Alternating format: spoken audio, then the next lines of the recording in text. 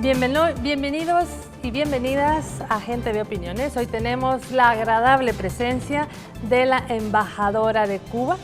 Ella es Ileana Teresa Fonseca Lorente. Embajadora, buenas noches, le damos la más cordial bienvenida. Buenas noches, muchas gracias por la invitación.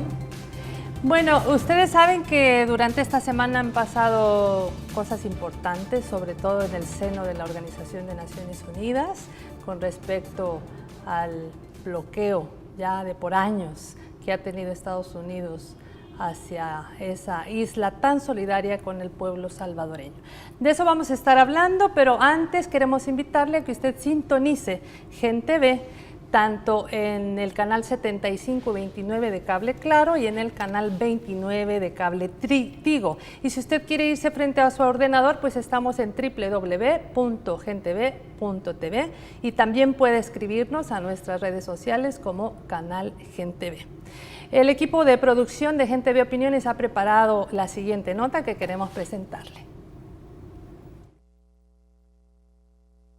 La Asamblea General de la Organización de Naciones Unidas aprobó una vez más una resolución en contra del bloqueo económico de Estados Unidos contra Cuba en sesión ordinaria el pasado 28 de octubre. La resolución recibió el apoyo de 188 de los 193 países miembros de la ONU. Se abstuvieron de votar Micronesia, Palau e Islas Marshall y votaron en contra los Estados Unidos e Israel.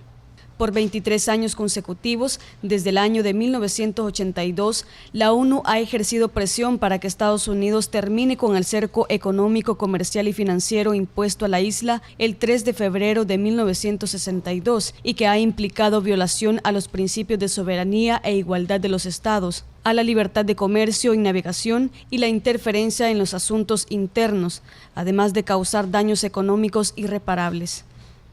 Tras la contundente votación en contra del bloqueo, diversos países de América Latina y del mundo han externado su solidaridad y su respaldo a Cuba y esperan que Estados Unidos acate la resolución de la ONU, pues de lo contrario significaría un desprecio a la voluntad internacional. A pesar del embargo, Cuba se destaca como un país con educación y salud de calidad, con alto sentido de humanidad y solidaridad con las demás naciones del mundo. La contribución cubana a la lucha contra la enfermedad del ébola en África Occidental fue uno de los elementos que destacaron muchos países y organizaciones multilaterales para hacer ver el papel positivo de la isla a la comunidad internacional.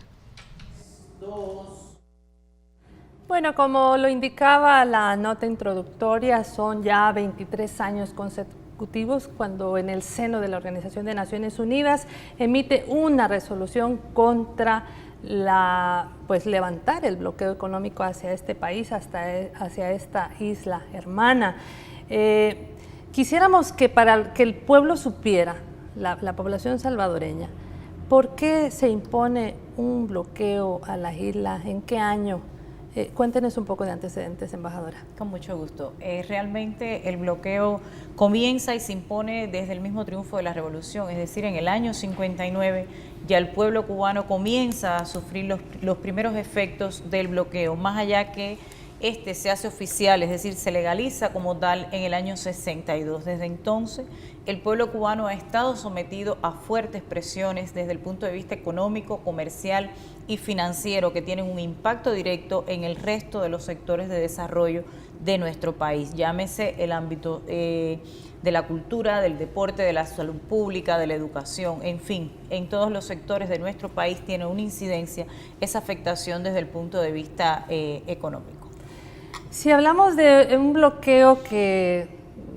yo recuerdo cuando la lucha de El Salvador en los años 80,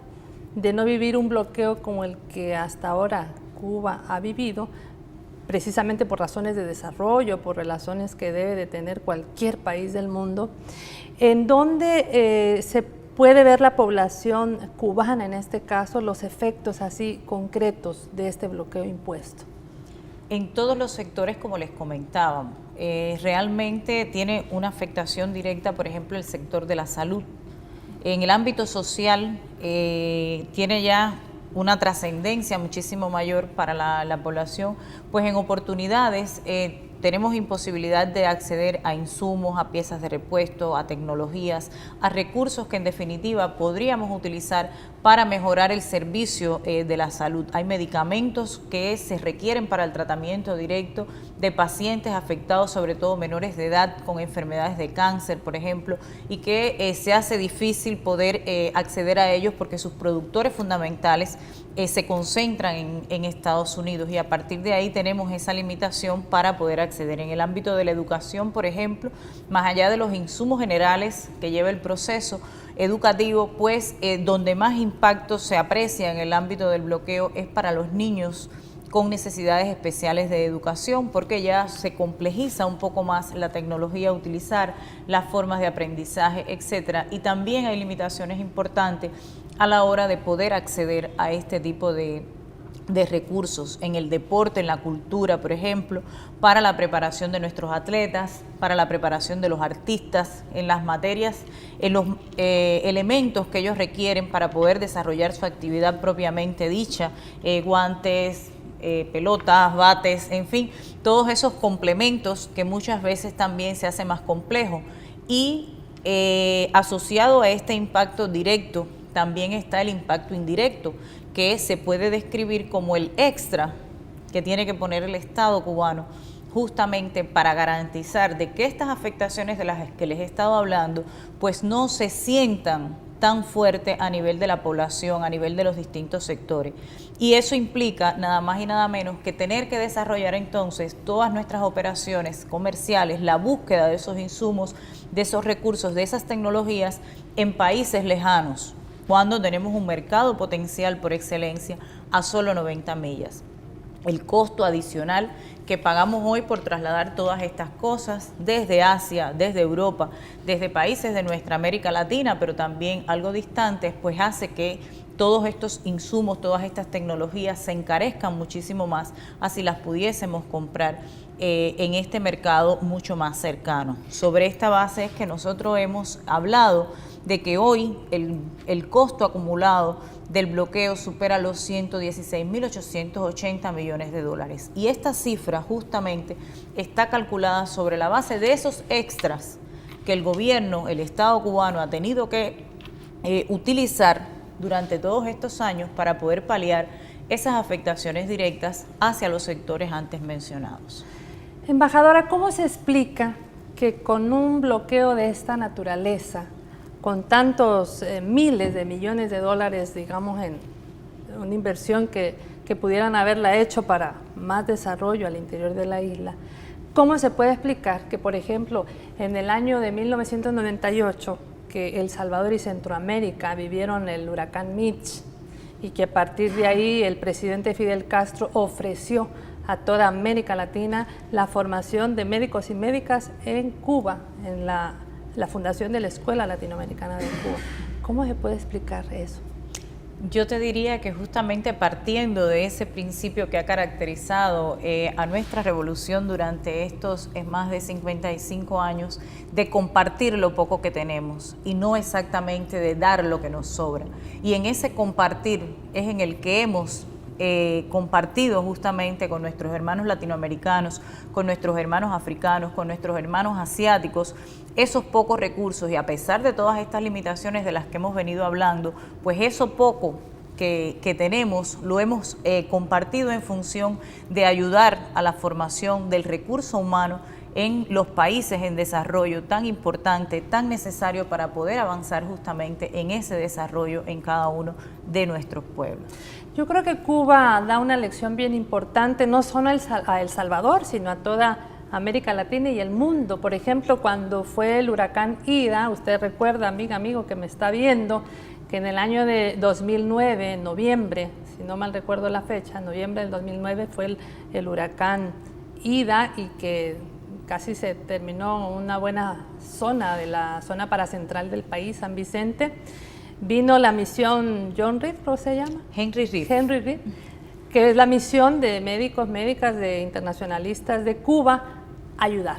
En ese momento el primer embajador de Cuba, gracias a que se abrieron relaciones con el primer gobierno del FMLN, con el presidente Mauricio Funes,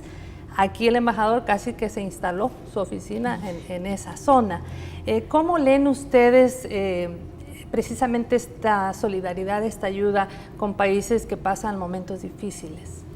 Es la vuelta, es la devolución justamente de la solidaridad que ha recibido también a lo largo de estos años el proceso revolucionario cubano.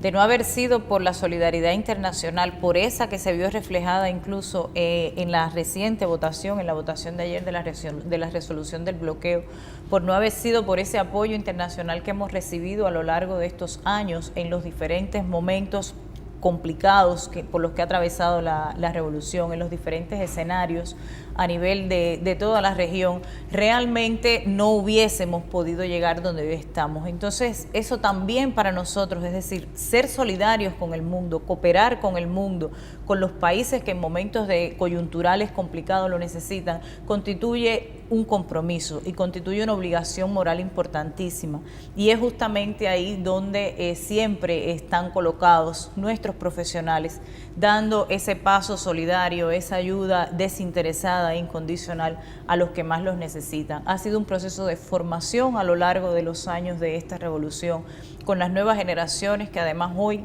son las que les corresponde mayoritariamente ese papel de llevar al mundo esa solidaridad, ese mensaje de amistad que lo hemos trasladado a El Salvador cuando ha sido necesario y lo trasladamos a diferentes partes del mundo también para que podamos disfrutar del desarrollo que tanto merecen nuestros pueblos. Y cuando digo disfrutar es porque también lo sentimos como un éxito, como un triunfo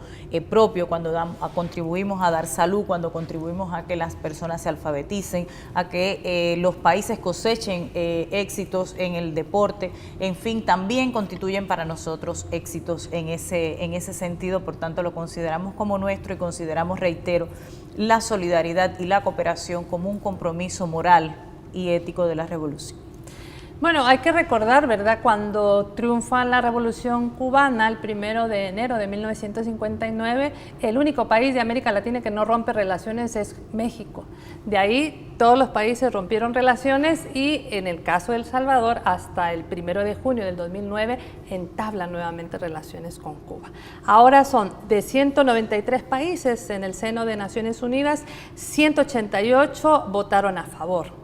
de que se quite el bloqueo. Ha habido 5 países, de estos 5, 3 que votaron, más bien se abstuvieron, que son 3 islas, entiendo, Micronesia, Palau y las Islas Marshall, donde estuvo el náufrago salvadoreño, las Islas Marshall. Y hubo 2 en contra, que fue Estados Unidos e Israel.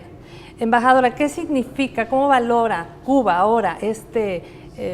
digamos, amplio apoyo a levantar ese bloqueo? Se ha movido el mundo y está viendo que realmente Cuba, lejos de significar un peligro, significa precisamente una contribución, una ayuda, sobre todo por el tema, en este caso, de salud, de deporte, de arte que ustedes tienen. El pueblo cubano valora altamente este apoyo de la comunidad internacional, yo diría que abrumadoramente mayoritario, porque realmente las cifras, esos 188 estados que votaron junto a Cuba por el levantamiento del bloqueo, por poner fin a ese injusto bloqueo, pues constituye para nuestro pueblo realmente una gran alegría, una gran satisfacción poder disponer de ese apoyo. Y más allá de que esta resolución que se aprobó ayer en Naciones Unidas no tiene carácter vinculante, por tanto no obliga al gobierno de los Estados Unidos a poner cese al bloqueo, sino que constituye una presión ética, una presión moral y una denuncia más de cuáles han sido las afectaciones generales que este bloqueo ha ocasionado al pueblo cubano y la necesidad justamente de que se ponga fin de una y por todas las veces a esas afectaciones, pues lo que se está impidiendo con ello es el desarrollo de un pueblo que no afecta para nada a nadie, que no desarrolla ninguna acción en contra de ningún otro país amigo, todo lo contrario, es decir, lo que ofrecemos es eso poco que tenemos, pero que lo compartimos con mucho amor, con mucho cariño y con mucha solidaridad. Este bloqueo a Cuba definitivamente pues ha también impedido el que Cuba ejerza sus derechos humanos. Ha habido incluso una acusación de terrorismo. Vemos en este momento en pantalla al presidente Salvador Sánchez Serén, que hablaba y felicitaba más bien esta votación en Naciones Unidas. Su opinión sobre el mensaje del presidente Sánchez Serén, la queremos. Realmente agradecemos profundamente el apoyo del gobierno salvadoreño, que desde el 2009 ha estado en sus intervenciones en el contexto de la Asamblea General de las Naciones Unidas, solicitando el levantamiento del bloqueo, denunciando realmente las afectaciones que ese bloqueo tiene a Cuba, y en igual sentido sabemos que eso traslada el sentimiento del pueblo salvadoreño, como traslada también el sentimiento de todos los pueblos del mundo y de la comunidad internacional en sentido general. Bueno, vemos ahí en pantalla los mensajes a través de la cuenta de Twitter de Salvador Sánchez Serén. Fraternos saludos al gobierno y pueblo de Cuba, que con perseverancia y autodeterminación han logrado superar las adversidades impuestas por el bloqueo. Si hablamos entonces también de este bloqueo, embajadora, ¿cuál ha sido en el terreno político, social y de derechos humanos? Porque entiendo que también, bueno, en este momento hay 3 cubanos injustamente también presos, ¿verdad?, en la cárcel por acusación de terrorismo. ¿Qué impacto tiene esto en Cuba y en América Latina? Por supuesto, realmente todas estas son acciones que están relacionadas con un mismo objetivo, que es el de poder poner fin a la revolución que se inició en el año 59. A partir de ahí, por ejemplo, Cuba lleva ya un número de años importante, estando incluida en la lista de países patrocinadores del terrorismo. Nada más alejado de la realidad de nuestro país que eso. Ese realmente fue uno de los temas también incluidos en el discurso del presidente Salvador Sánchez Serén, es decir, la necesidad de que de una vez también y por todas Cuba sea sacada de esa lista que el gobierno de los Estados Unidos elabora anualmente, y el eje fundamental de esto es poder justificar el bloqueo. Y como tú bien decías, aquí tenemos hoy todavía en cárceles norteamericanas 3 compañeros que de 5 que eran, ya 2 regresaron a Cuba, pero 3 todavía se mantienen injustamente encarcelados por el único delito de luchar contra el terrorismo. Y esto creo que es importante destacarlo, pues es una muestra de todas las acciones que Cuba hace en función no solo de defenderse por haber sido víctima históricamente de esas acciones terroristas, como fue el caso del derribo del avión de Barbados con una delegación deportiva a bordo, y otras muchas acciones. Venezolanos, ¿verdad? Sí, como no. Y otras muchas acciones en el ámbito terrorista. Y estos compañeros que hoy cumplen injusta prisión en Estados Unidos, justamente lo que estaban era tratando de impedir no solo que el pueblo cubano no fuera víctima de esas acciones terroristas directamente, sino también que turistas que arriban a la isla cada año pudieran serlo, porque ya habíamos tenido lamentablemente un acto terrorista en el que perdió la vida un turista italiano. Entonces, acciones como estas, que son repudiables a todos los niveles y en todos los lugares del mundo, eran las que estaban tratando de impedir estos compañeros, y sin embargo, por razones meramente políticas, fueron injustamente encarcelados, y todavía 3 se mantienen, como decía, en esas cárceles, el llamado caso de los 5, que así es como se conoce a nivel mundial, y uno de estos compañeros lamentablemente ni siquiera sabemos si algún día podrá regresar junto a su familia y a su pueblo, que es el compañero Gerardo Hernández Nordelo, a quien le han sido impuestas 2 cadenas perpetuas más 15 años. Hubo hace poco familiares, ¿verdad?, de los presos cubanos aquí en el país, sí, dando a conocer la situación. La madre de uno de ellos. La madre de uno de los que está aún encarcelado, de Antonio Guerrero, que está condenado a 21 años, a 21 años de privación de libertad, y que debe cumplir después una condena de seguimiento en Estados Unidos.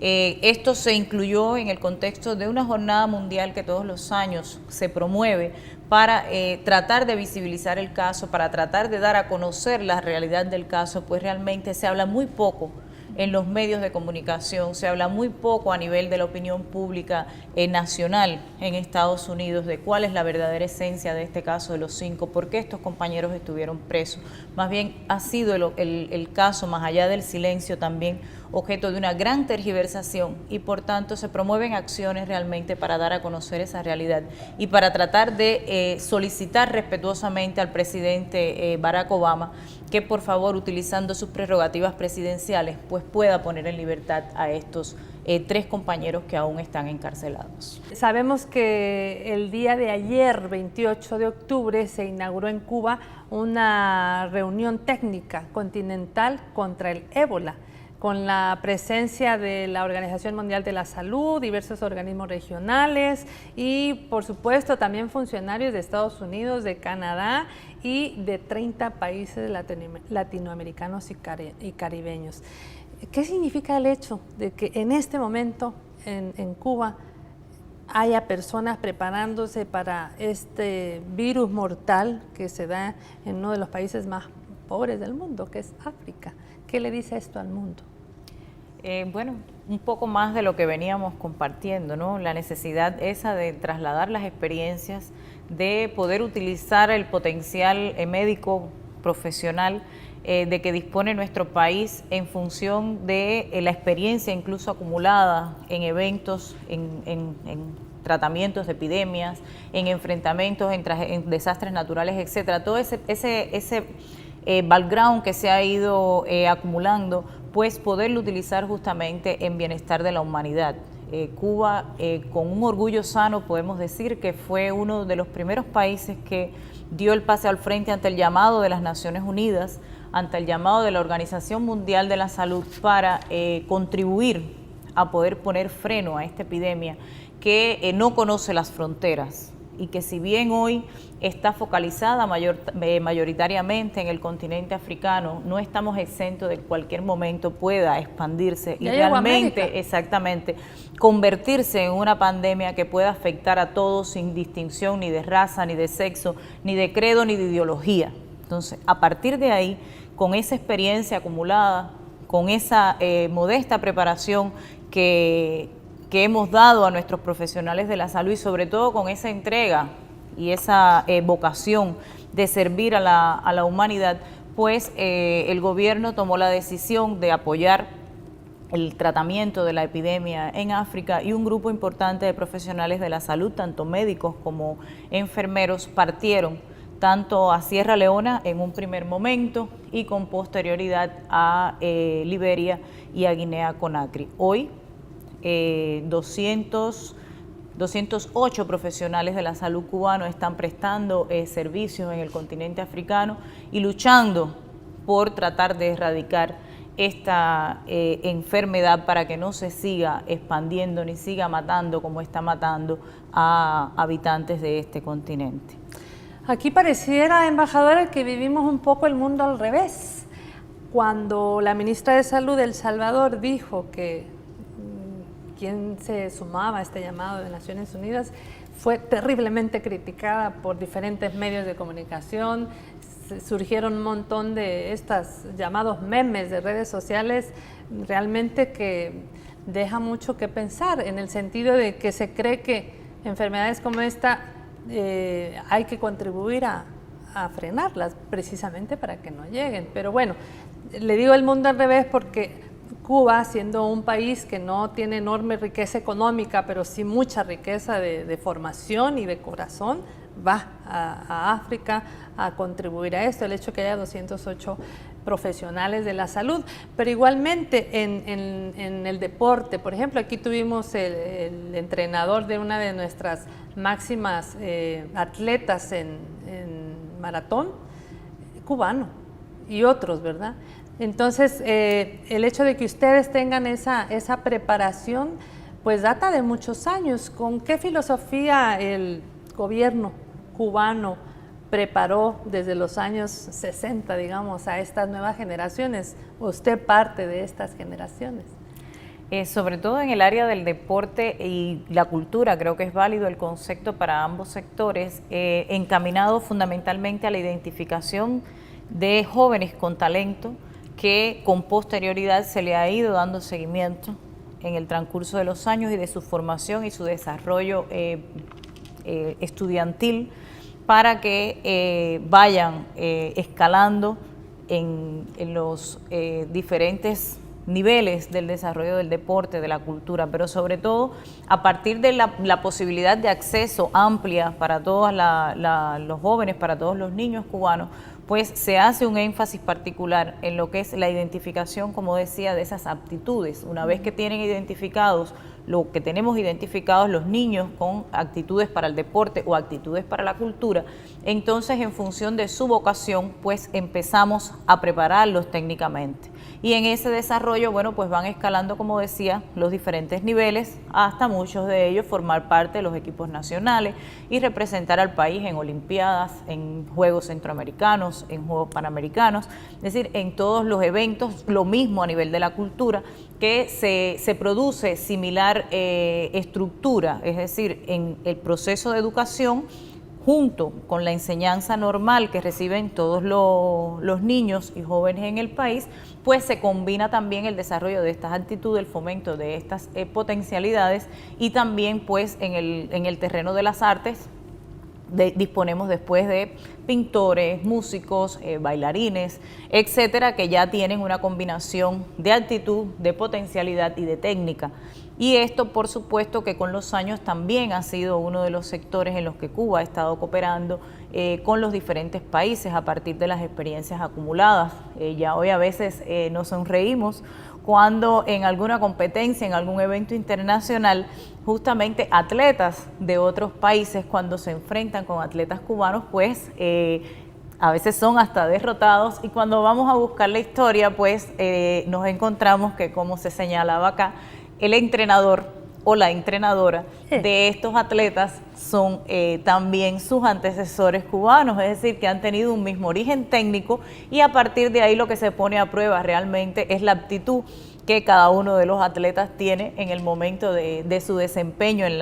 la competencia. Pero esto realmente igual nos genera un orgullo sano, saber y ver cómo después compitiendo en terrenos diversos, casi como contrarios, pero también habiendo trasladado ese aspecto técnico, ese complemento, creo que es válido destacar que el deporte es uno de los elementos en los que tradicionalmente ha colaborado con fuerza Cuba con El Salvador, sobre todo a través de las federaciones deportivas, lo que ha permitido trasladar algunas experiencias, algunos trucos desde el punto de vista técnico. Ajá. Y eso ha generado también esto que comentaba de que atletas salvadoreños se hayan colocado y es decir, equipos en diferentes manifestaciones del deporte se hayan colocado en posiciones importantes en algunos eventos internacionales. Por supuesto, y además los conciertos que ha venido aquí una vez Silvio Rodríguez, uno de los más conocidos, varias veces Pablo Milanés y la nueva trova cubana, ¿verdad? Que siempre nos quedamos esperando cuándo van a volver a venir. Pero hablemos de las relaciones El Salvador-Cuba, embajadora. ¿Cómo marchan estas relaciones? Ustedes han venido a aportar también en el tema de la alfabetización. Hablemos un poco de educación y después de otras áreas en la cooperación de ambas naciones. Con gusto. Sí, nosotros hoy estamos trabajando en el sector de la educación con un asesoramiento directo en función de la utilización del método Yo Sí Puedo, que es un método cubano, que es un método reconocido por la UNESCO y que se ha aplicado en más de una veintena de países con resultados muy importantes para la erradicación del analfabetismo. En función de eso, el Programa Nacional de Alfabetización en El Salvador ha asumido como su método de desarrollo el método Yo Sí Puedo y tenemos acá 5 compañeras que están asesorando en la aplicación de este método en los distintos niveles, es decir, en las distintas etapas a nivel propiamente de los territorios para ir avanzando y contribuyendo con ustedes en la medida de lo posible a la erradicación del analfabetismo. Lo mismo en salud. Creo que hay esferas importantes en el desarrollo de la salud en el que podemos intercambiar experiencias. De hecho, hemos estado intercambiando experiencias porque también es importante destacar que cuando se producen estos procesos de cooperación, de intercambio, de pasantías en uno u otro país, pues ambas partes están aprendiendo, ambas partes están ganando en su conocimiento, en su preparación profesional. Yo siempre me resisto a aceptar de que solo una de las partes da, que solo una de las partes ofrece su colaboración. Yo creo que esto es recíproco y que enriquece mucho a nuestros profesionales también,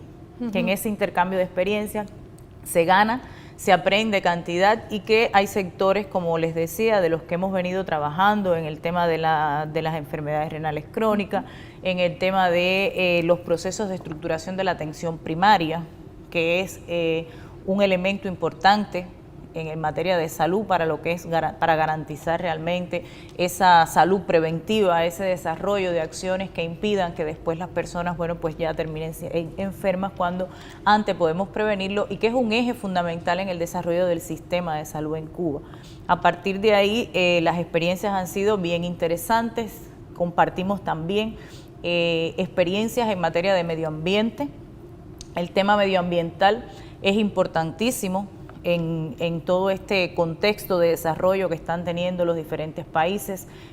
tanto El Salvador como Cuba, como todos los países del mundo, por las afectaciones del cambio climático hoy. Y a partir de eso, por supuesto, pues también estamos cooperando con las autoridades salvadoreñas, y aquí es un enriquecimiento recíproco. Nosotros tenemos una experiencia acumulada importante en materia de huracanes. El Salvador tiene una experiencia importante acumulada en materia de sismos, de volcanes, por tanto, ahí se produce un enriquecimiento recíproco muy bueno, realmente que compensa el deporte, como ya habíamos hablado también,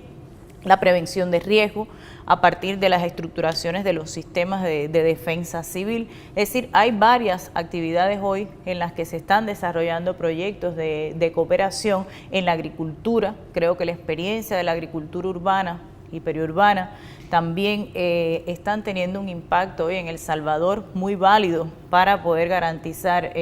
la seguridad alimentaria, la utilización de productos biológicos en el tratamiento a diferentes cultivos, etcétera, incluso en el tratamiento del mosquito, Aedes aegypti, ese transmisor de dengue y también de chikungunya. Es decir, hay experiencia acumulada en la caña de azúcar. Estamos hoy participando acá casualmente en estos días en un evento de intercambio con los productores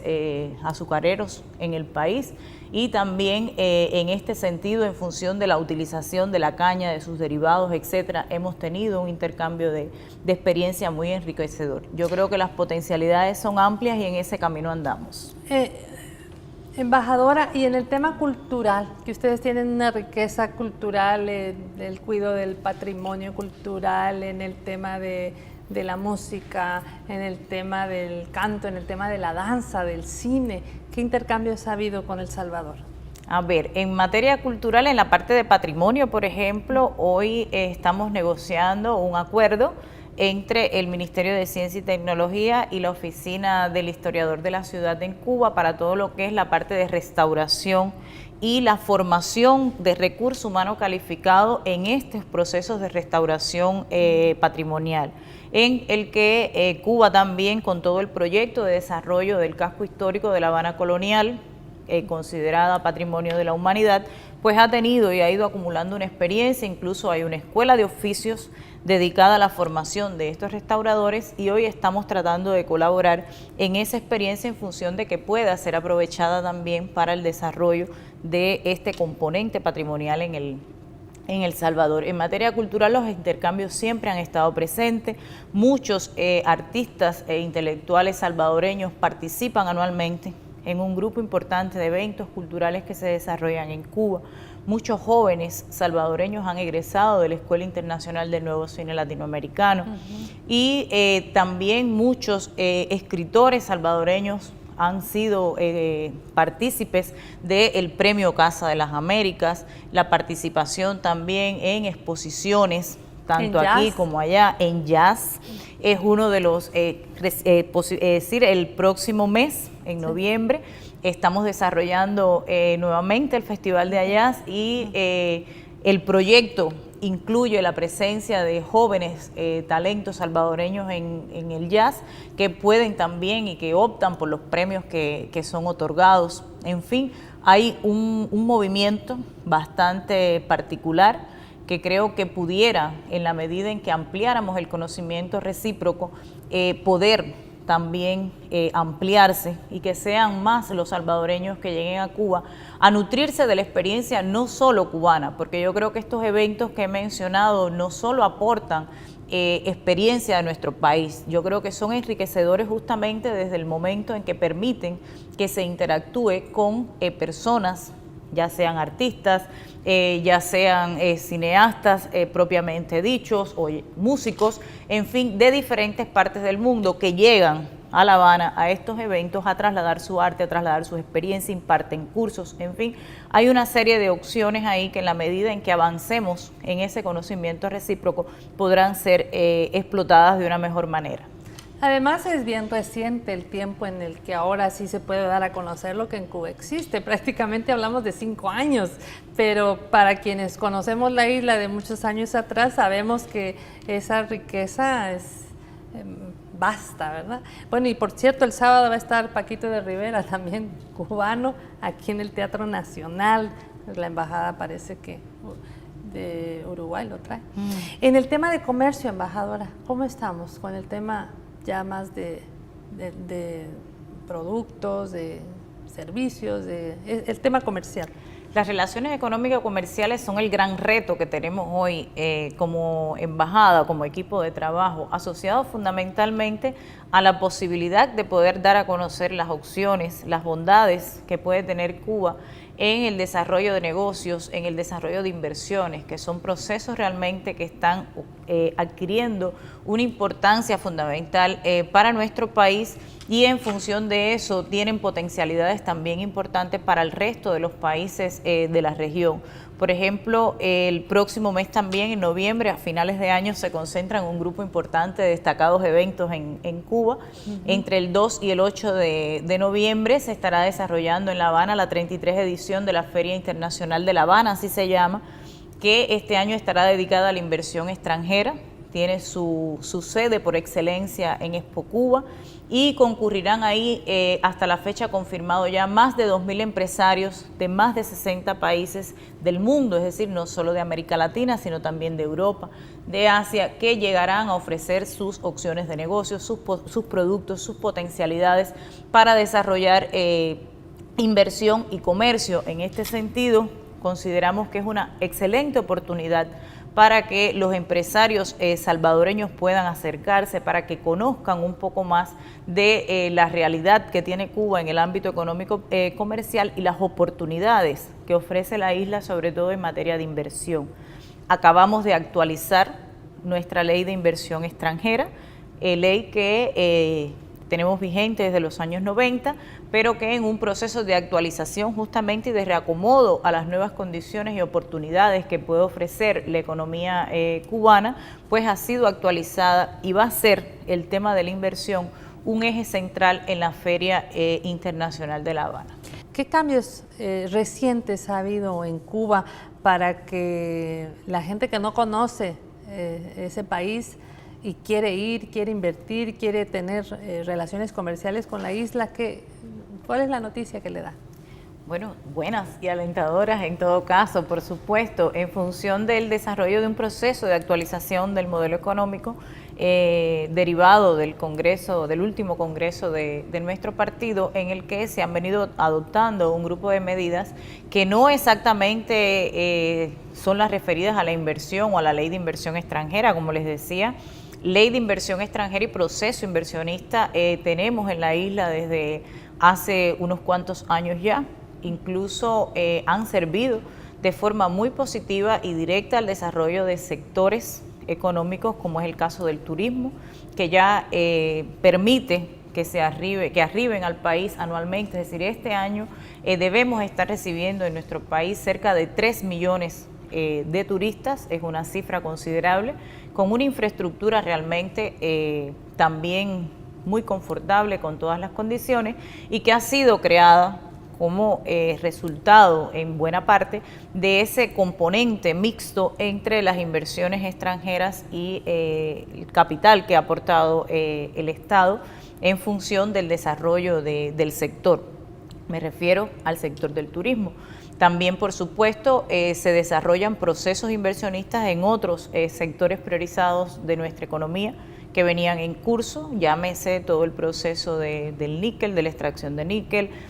procesos asociados a el desarrollo del gas o del petróleo, en fin, muchos procesos económicos en elementos estratégicos del desarrollo del país que han tenido este componente. Hoy, uno de los elementos que aportaría la nueva ley de inversión extranjera están asociados justamente a la posibilidad de invertir en otros sectores, en la industria sobre todo, de poder aportar capital para todo lo que pueda ser la reconversión tecnológica, el mejoramiento de las condiciones, el suministro incluso de materias primas, en algunos casos afectadas directamente por lo que veníamos planteando del bloqueo. En fin, y en función de esto, ese reacomodo de los diferentes sectores ha permitido una ampliación en el proceso inversionista extranjero unido al capital del Estado que redunde a un mediano y largo plazo en un mayor desarrollo desde el punto de vista económico para nuestro país. Si en este momento que nos sintoniza don Eduardo allá en Chalatenango o doña Juanita en Hilo Vasco y dice, bueno, yo tengo un dinero ahorrado y quiero viajar, no conozco Cuba, quiero ir a Cuba, ¿cuáles son los trámites que debe hacer? En ese sentido, la embajada, ¿qué deben arreglar con la embajada para pues, la respectiva visa? ¿Y cuáles son las recomendaciones para que la gente vaya? Que no se pierdan la oportunidad de ir a conocer el país. Creo que es formidable y muchos incluso muchas veces no lo hacen porque desconocen lo fácil que resulta hoy viajar a Cuba a hacer turismo con todas las condiciones de infraestructura, con todas las condiciones de seguridad y realmente con precios altamente competitivos, porque el mercado turístico en la isla es altamente competitivo a nivel de la región. Los trámites son muy sencillos hoy. Todas aquellas personas, todos aquellos salvadoreños y salvadoreñas que deseen viajar a conocer el país, que deseen ir a hacer turismo o que deseen participar en un evento de los que hemos mencionado, incluyendo la Feria Internacional de La Habana, solo tienen que acercarse a las agencias turoperadoras que manejan el destino Cuba y allí pedir que les organicen su paquete. Podrán obtener directamente en esa agencia tanto el boleto aéreo como su hospedaje con los transfer desde el aeropuerto hasta la ciudad y viceversa, y la tarjeta de turista. En el caso de nuestro país, también asociado a las limitaciones que impone el tema del bloqueo, que como hemos podido ver tiene una incidencia transversal en todos los temas de desarrollo de nuestro país, existe como visa para entrar y una facilidad justamente que tienen todas aquellas personas que deseen hacer turismo en la isla, que lo que se otorga como visa es una tarjeta de turista que puede ser adquirida, reitero, también en las agencias de viaje. Usted puede adquirir un paquete completo para viajar a Cuba y ahí tiene incluida esa tarjeta que por demás es volante, no se pone en su pasaporte y le permite también que usted no tenga ningún tipo de afectación si en algún momento desea o tiene que solicitar una visa o tiene una visa para los Estados Unidos en función también de esas restricciones que establece la ley del bloqueo. Sobre esa base, no se pierdan, creo que es mi fundamental recomendación, no se pierdan la oportunidad de ir a conocer un país que, además de sus bondades desde el punto de vista de la playa, del sol y de su cultura, tiene mucho que ofrecer desde el punto de vista del calor humano, del conocimiento de su realidad, de su gente, de cómo vivimos, qué hacemos todos los días, y creo que también alternativas de esta que mencionábamos, como son sus potencialidades desde el punto de vista económico-comercial, posibilidades de hacer negocio, de poder desarrollar algún tipo de inversión, de acción, etcétera.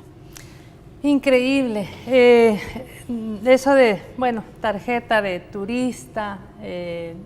un pasaporte que no le sellen porque usted va a viajar a Estados Unidos, parece increíble porque pues eso no debería de ser así a estas alturas del año 2014, pero bueno, esperamos que estos 188 países que ya votaron a favor de levantar ese bloqueo, pues ya sean los 193 para que termine de una vez y para siempre este bloqueo injusto. Embajadora, ¿cuáles son las proyecciones en relación a las relaciones precisamente con El Salvador? ¿Hay algunos nuevos proyectos? ¿Qué se viene para el próximo año? ¿Si hay algún evento importante a realizarse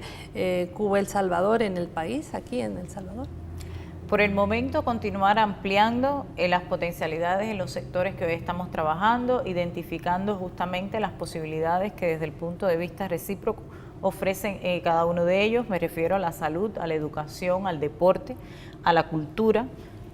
a la agricultura, al medio ambiente, a la prevención de riesgos. Es decir, creo que son amplios los sectores que hoy estamos trabajando. En función de ello, hemos continuado profundizando esa relación.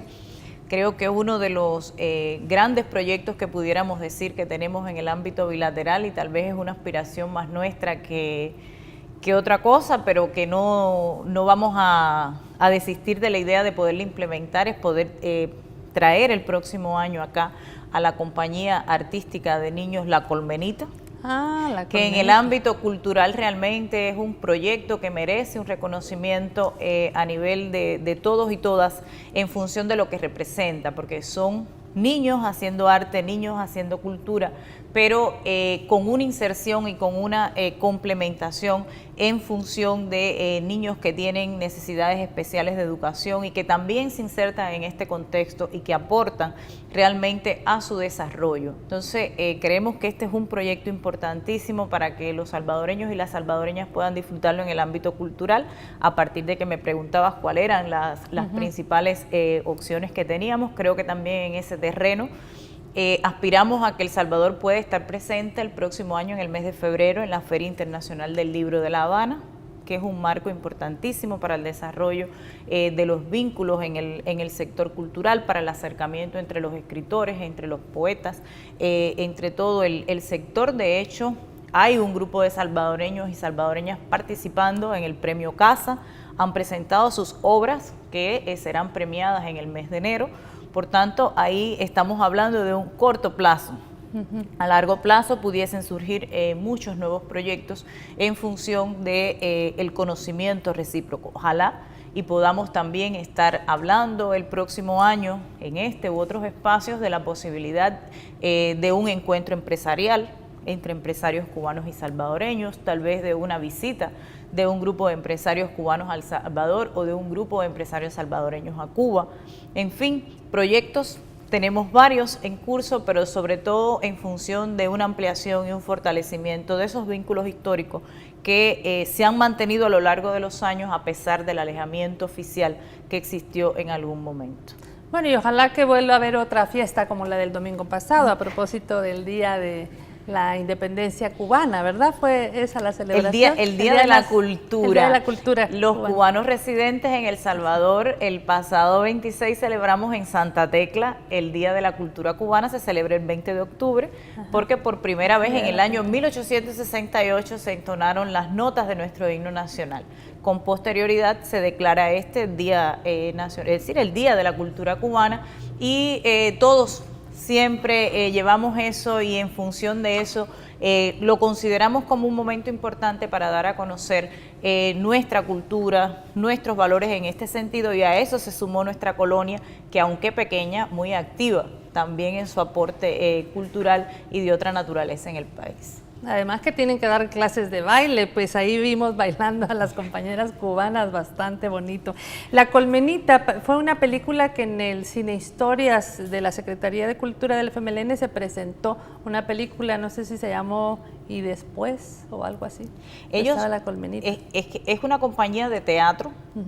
que hace teatro en vivo, y que de ello derivan, por supuesto, algunos videos, filmaciones, etcétera, que va haciendo con la representación de diferentes obras, todas de niños, y como les decía, en las que se incorporan niños con necesidades de educación especial, es decir, con algunas discapacidades. Sin embargo, es un modo de inserción. La Colmenita ya tiene hoy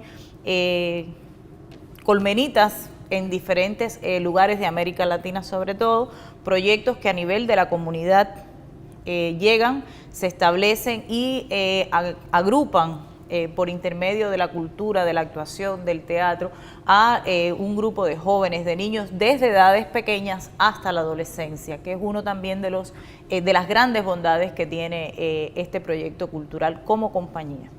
Bueno, ahí está La Colmenita, ojalá que sea una realidad, que el próximo año aquí esté presente este grupo artístico de niñas y niños, y en febrero, pues bueno, pueden ahorrar también para ir a la Feria Internacional del Libro en Cuba, que maravilla de libros, ¿verdad?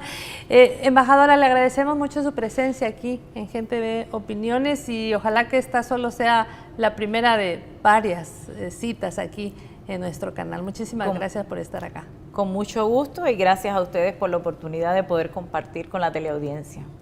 Bueno, amigo, amiga, el día de mañana a las 7 de la noche una nueva entrevista, y hoy conocimos un poquito más de esta isla, de este país que le ha dado tanto a El Salvador, a América Latina y al mundo. Que descanse, nos vemos el día de mañana a las 7 de la noche.